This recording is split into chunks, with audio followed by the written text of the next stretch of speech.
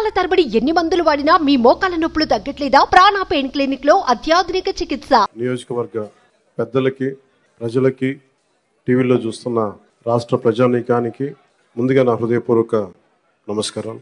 వేదిక పైన ఉన్న కాకినాడ జిల్లా కలెక్టర్ శ్రీ షాన్మోహన్ గారికి, బీజేపీ నాయకులు కృష్ణరాజు గారికి, తెలుగుదేశం నాయకులు మాజీ ఎమ్మెల్యే శ్రీ వర్మ గారికి, జనసేన ఇన్ఛార్జ్ శ్రీ మర్రిరెడ్డి శ్రీనివాస్ గారికి నా హృదయపూర్వక నమస్కారాలు.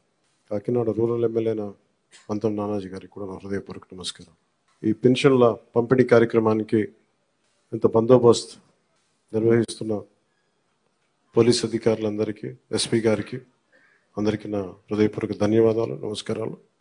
ఎలక్షన్స్ అయిపోయి రిజల్ట్స్ వచ్చిన తర్వాత ఇదే మొదటి నా విజిట్. ఇది ఇందాక కృష్ణరాజు గారు మాట్లాడుతూ ఉంటే ఎలక్షన్ రిజల్ట్స్ వచ్చినప్పటి నుంచి ఇప్పటిదాకా రాలేదు అని, అది పోయింది అంటే నేను ఒకటే పెట్టుకున్నాను.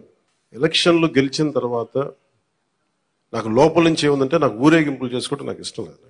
పనిలోకి వెళ్ళాలనుకున్నాను. ముందు కృతజ్ఞతని ఎలా చెప్పగలను? ఈరోజు వచ్చి పెన్షన్లు వచ్చి నేను కృతజ్ఞత చెప్పుకోగలను. ఎందుకంటే నేను ఒకటి పెట్టుకుంది ఏంటంటే, ఒక సభ పెట్టాలి అంటే చాలా శ్రమ అవసరం అవుతుంది. ఒకసారి పోలీస్ శాఖ నలిగిపోతూ ఉంటారు. చాలా వనరులు, మానవ వనరుల దగ్గర నుంచి అన్ని రకాల వనరులు చాలా అత్యవసరం అయితే తప్ప అది ముందుకు తీసుకెళ్ళకూడదని అనుకుంటాను. సో ముందుగా నేను ఒక భారీ సభ పెట్టో లేదంటే ఊరేగింపులు చేసుకొని ఇవన్నీ చేయడానికి ఇబ్బంది ఏం లేదు. కానీ చేస్తే చాలా విలువైన, మీకోసం పనిచేసే సమయం పోతుంది. పైగా నేను తీసుకున్నవి చాలా కీలకమైన శాఖలు: పంచాయతీరాజ్ శాఖ, అటవీ పర్యావరణ శాఖ, దాంతోపాటు పొల్యూషన్ ఉంటుంది, పొల్యూషన్ శాఖ, అలాగే సైన్స్ అండ్ టెక్నాలజీ. పంచాయతీరాజ్లో దాదాపు 3 చాలా కీలకమైన విభాగాలు ఉంటాయి. వాటన్నిటినీ చదవడానికి, అవగాహన చేసుకోవడానికి చాలా సమయం పడుతుంది. ఆ పరిపాలన అంటే ఆ శాఖ తాలూకు పరిపాలన వ్యవస్థలో ఉంటుంది, అడ్మినిస్ట్రేటివ్ డిఫికల్టీస్ ఏముంటాయని.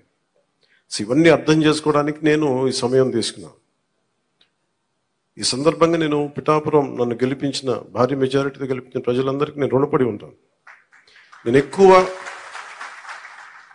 ఎక్కువ మాటలు చెప్పి తక్కువ పని చేయదలుచుకోలేదు, తక్కువ చెప్పి ఎక్కువ పని చేయదలుచుకున్నాను. ఇది మొన్నదాకా మనం తిట్టుకున్నాం, గత ప్రభుత్వాన్ని విధానాలని మనం అనుకున్నాం, విమర్శించాం. ఇప్పుడు ఛాలెంజ్ ఏంటంటే, మనం ఏ ప్రామిసెస్ అయితే చేశామో, ముఖ్యంగా ఇందాక మన దివ్యాంగుల మనకి ఆ సోదరి మాట వింటా ఉంటే, నేను ప్రతిసారి జనవాణి కార్యక్రమానికి వెళ్తున్నప్పుడు ఎన్నోసార్లు వాళ్ళు కూర్చొని అవగాహన చేసుకున్నాం.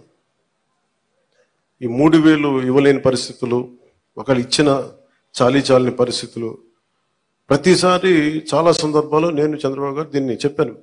ఈ అత్యంత వెనకబడ్డ, నిర్లక్ష్యానికి గురి కాబట్టి ఎవరు ఉన్నారంటే దివ్యాంగులే ఈ మన భారతదేశపు సమాజం ముందుగా మనం పెట్టుకోవాల్సింది.